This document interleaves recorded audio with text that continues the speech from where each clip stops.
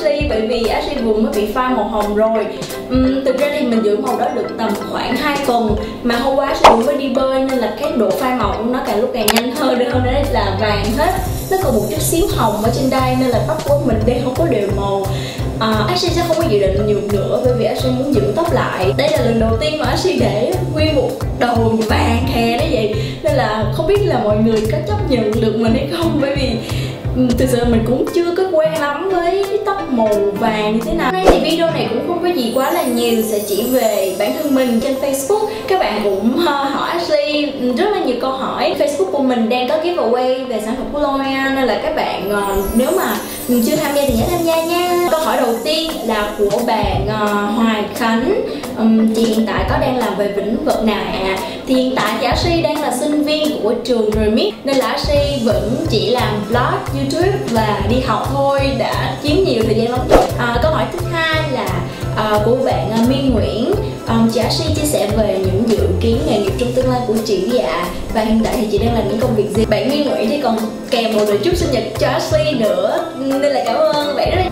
Hiện tại thì Ashley đang học marketing nên là đi theo hướng làm những công việc liên quan tới marketing, chẳng hạn như là tổ chức event, mà Ashley cũng lại rất là quan tâm về những nghề trong lĩnh vực truyền thông nữa. Nhưng mà Ashley đang suy nghĩ là mình có nên làm blogger full time hay không. Hiện tại thì kế hoạch của bản thân mình thì mình vẫn muốn làm hai nghề cùng lúc.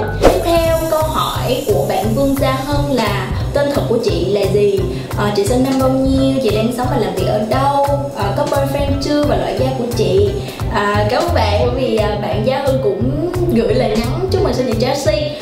Tên thật của Ashley là On. Ashley sinh năm 97, đang sống ở Sài Gòn. Ashley chưa có boyfriend. Loại da của Ashley là hỗn hợp thiên khô. Tiếp theo là của bạn Hoài Thương là ngoài makeup ra thì chị có thích gì nữa không, chẳng hạn như đọc sách. Có lẽ chưa bao giờ mà Ashley chia sẻ với các bạn một cái sở thích khác ngoài việc makeup và dạng skincare này nọ, là mình rất thích làm thủ công, cái là tự làm cái này, tự làm cái kia. Ashley rất là thích những việc đó. Ashley nhớ hoài cái thời gian trước khi mà mình còn kiểu cấp 2, cấp 3 thì Ashley là cái người mình lúc nào cũng hay làm thiệp cho người khác hoặc là làm giùm người khác để họ tặng cho người thân của họ, hoặc là vẽ.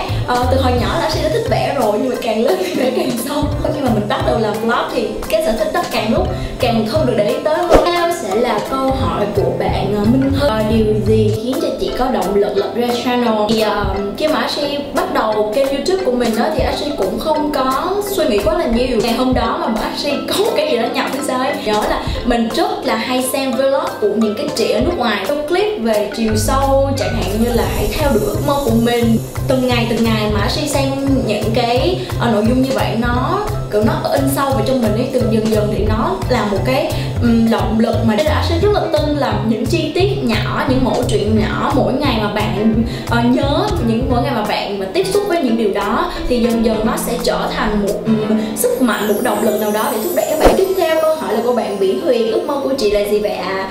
Thì Ashley nghĩ là ước mơ của mình sẽ xoay quanh chuyện là Ashley muốn có thể giàu mình có thể đi du lịch khắp thế giới này. Ngoài ra thì mình có thể là một beauty blogger ở mọi độ tuổi, và sau này thì làm cho độ tuổi lớn hơn. Một ước mơ khác của mình nữa là có thể mang đến sự tích cực và cũng như là dành cho bản thân mình và cũng như tất cả mọi người. Câu hỏi tiếp theo là của bạn Phương Anh. Chị đã có người yêu chưa ạ? Chị vẫn chưa có người yêu. Tiếp theo là bạn Mai Mai là khó khăn khi mà bạn làm beauty blogger là gì?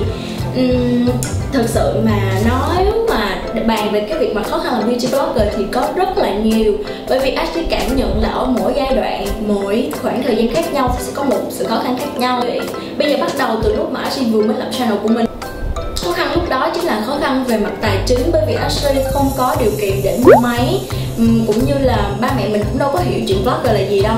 Bạn cảm thấy kiểu như mình đang đu đò để dành một khoảng thời gian rất là lâu thì mới có thể mua được máy ảnh và cũng như đèn, thì phải mua từ từ thì không thể nào mua một lúc. Những khó khăn mà Ashley cảm thấy mà bạn nào cũng đã trải qua hết chính là Ashley phải đối mặt với những comments của những người mà không thích mình. Khó khăn tiếp theo chính là khó khăn mà Ashley cảm thấy là hiện tại thì mình vẫn chưa có thể khắc phục được hoàn toàn, đó chính là tạo sự kết nối giữa bản thân mình và các bạn, trong khi là mình và các bạn chỉ nói chuyện với cái máy quay thì thôi. Và lúc nào Ashley nói chuyện Ashley cũng đang cố gắng tưởng tượng cái máy quay này đang là một người nào đó. Một người khó khăn nữa là khó khăn để mà đoán được là các bạn thích cái của bạn An Phương. Ashley làm gì lúc buồn mà không muốn tâm sự cùng ai thì Ashley thường sẽ xem phim hoặc là chơi game và đọc sách.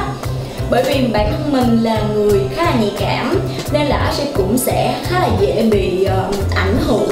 Nếu như mà mình coi một bộ phim mà nó có happy ending hay là nó có gì đó vui vui một chút thì nó cũng sẽ làm cho tâm trạng của mình đỡ hơn. Hoặc là những bộ phim mà khiến cho Ashley có động câu hỏi của bạn Thu Huyền là động lực khiến chị theo đuổi ước mơ của mình là gì, thì Ashley nghĩ là câu này cũng sẽ giống như câu vừa rồi là động các bạn có thể quay trở lại và đọc nghe. Tiếp theo là của bạn Kim Ngân, 5 dòng son hãng mỹ phẩm chị yêu thích nhất. Wow, 5 dòng son. Đầu tiên thì Ashley sẽ thích dòng son của hãng mỹ phẩm YSL Yves Saint Laurent. Tại sao Ashley thích? Bởi vì đầu tiên thì Ashley rất là thích cái thiết kế bao bì mạ vàng của sản phẩm và cũng như chất son bên trong sẽ hơi bị bóng, nhưng mà Ashley lại thích cái sự bóng đó bởi vì đôi khi mà mình trang điểm theo kiểu hàng. Ngoài ra thì những cái dòng son lì của nó thì cũng rất là đẹp. Son của Innisfree là một dòng son vừa rẻ nè, vừa chất lượng nữa, mà nó lại có những cái chất dưỡng ở bên trong son á, nên là Ashley cảm thấy là khi mà mình dùng son môi thì không cần phải dùng thêm son dưỡng. Tiếp theo thì sẽ là Maybelline là một nhãn hàng như các bạn đã biết là một nhãn hàng drugstore là giá bình dân, và mình thấy thì màu của Maybelline lại rất là độc đáo và đa dạng. Tiếp theo chắc sẽ là NYX, bởi vì NYX ra những cái màu rất là lạ chẳng hạn như xanh, đen, tím. Cuối cùng thì mình nghĩ là mình sẽ chọn son của nhãn hàng Dior. Mình sẽ dùng son dưỡng của Dior bởi vì nó mắc ấy, nhưng mà nhiều người khen nên là được sinh nhật thì có người tặng cho Ashley nên là bây giờ hiện tại thì mình đang dùng và cảm thấy nó rất là tốt. Theo là câu hỏi của bạn Thanh Hà, làm beauty blogger không ít gian nan và nhiều khi bị phiền phức, vậy có bao giờ bạn đã nản và có ý định bỏ cuộc chưa? Thực ra thì không phải là không có, nhưng mà khoảng thời gian cái ý chí đó tồn tại nó rất là ngắn, là mình chỉ muốn là nghỉ ngơi thực sự là để cho đầu óc của mình thoải mái một chút xíu. Của bạn Vivi, suy nghĩ là nãy giờ mình cũng đã trả lời được những câu hỏi trước rồi. Còn việc mà Ashley có quay một mình hay không thì đa số như chẳng hạn như video này thì Ashley đang quay một mình. Tiếp theo là của em Nhi Nini này, chị làm beauty blogger có thực sự cần mua nhiều mỹ phẩm không vậy? Cái này thì cũng sẽ tùy vào mỗi người, là các bạn chỉ cần mua một vài sản phẩm make up và các bạn có thể sáng tạo được dựa trên những sản phẩm make up đó.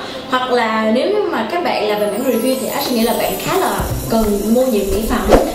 Tiếp theo là của em Yến Trinh, là chị có cảm thấy mặc cảm về chiều cao hiện tại của chị không?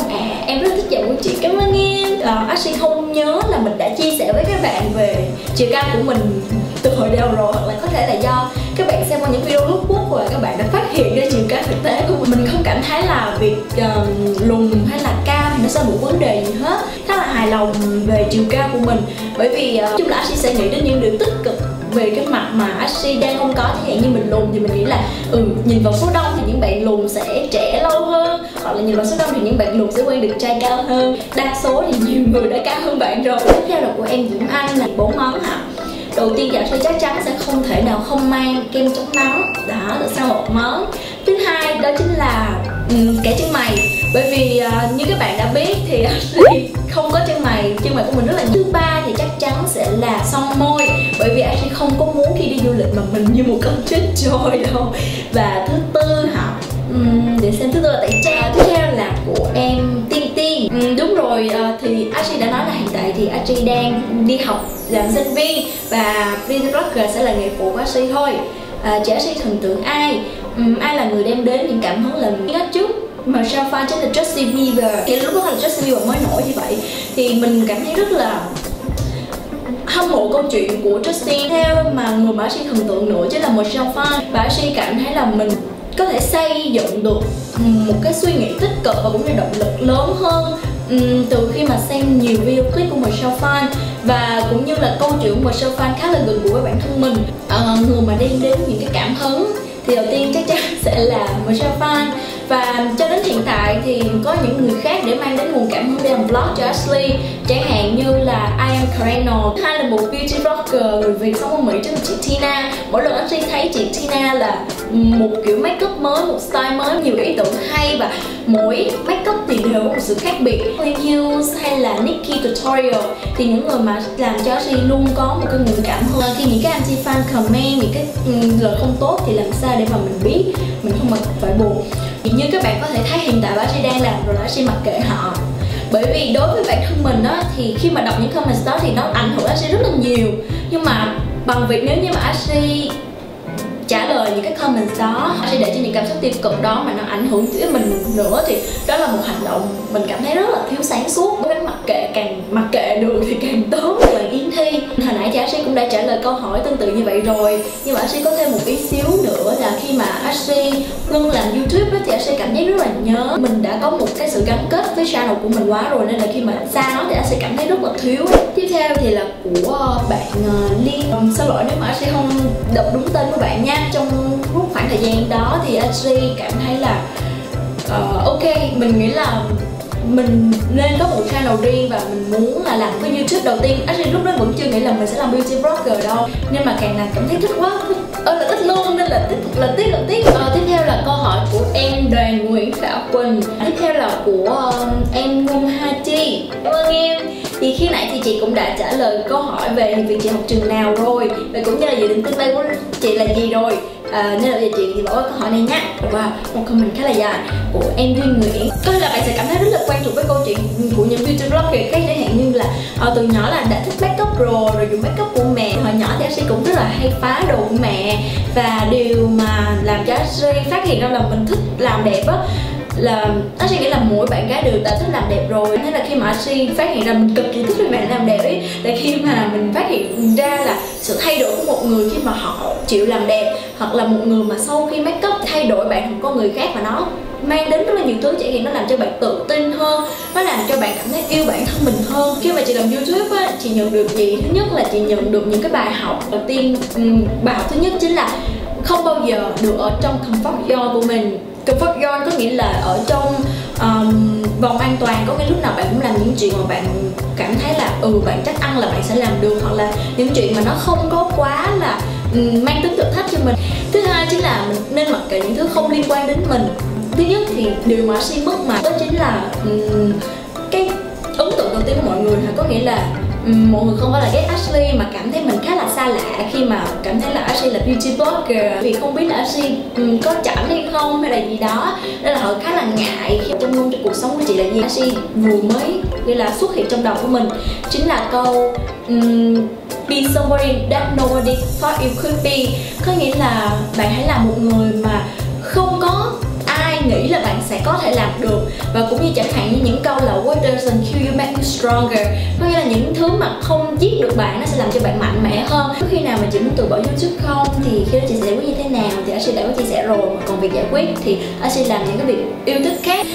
Giả sử như chia sẻ các công sức cho da dầu và da mụn đi ạ. Ashley nghĩ là video này sẽ không thể nào mà đủ thời lượng để mà chia sẻ về các chăm sóc da đâu, nên là hẹn bạn ở một video sau nha. Trong tương lai thì chị muốn phát triển thêm cho kênh của chị không ạ? Tất nhiên là có rồi. Và khi áp lực trong cuộc sống thì chị thường làm gì để giải tỏa? Thì như Ashley đã nói, thì thường Ashley sẽ xem phim, chơi game, đi chơi với bạn này, hoặc là tập thể thao. Ashley đã kết thúc video này, thì Ashley sẽ làm phần 2 của video này, bởi vì còn rất là nhiều câu hỏi phía dưới mà mình vẫn chưa kịp trả lời. Và rất cảm ơn các bạn đã theo dõi video này, và hy vọng là các bạn không cảm thấy chán khi nghe giọng của mình cứ lại nhảy nãy giờ.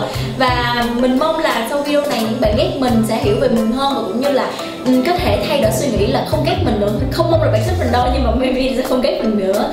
Và cảm ơn các bạn đã theo dõi mình cũng như ủng hộ, cũng như là những lời chúc, những cái bắn tim mà các bạn đã dành cho Ashley. Và bye bye mọi người, và hẹn gặp lại các bạn trong video tới. Nói hồi chịu lưỡi luôn.